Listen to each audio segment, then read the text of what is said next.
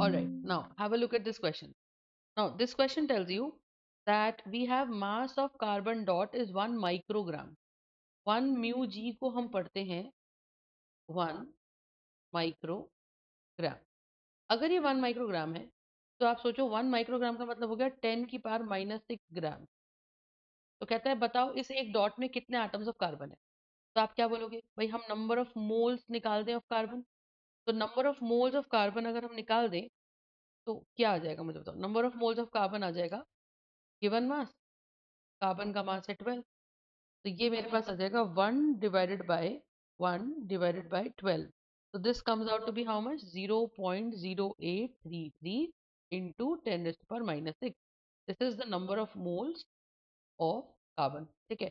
अच्छा, 1 mole of anything contains 6.022 into 10 raised to power 23 particles.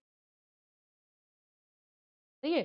तो basically 0.0833 into 10 raised to power -6 into 6.022 into 10 raised to power 23 particles. तो जब मैं इसको multiply करूंगी तो 0.0833 into 6.022 है ना. तो ये वाला मेरा आंसर सॉल्व करके कितना आएगा 0.50163326 into 10 raised to power 17 मोल और 17 मॉलिक्यूल्स या एटम्स है ना. तो अगर मैं इसको सॉल्व कर दूं तो ये आगे आ जाएगा. तो ये आ जाएगा 5.016326 into 10 raised to power 16 carbon atoms would be present in this particular dot.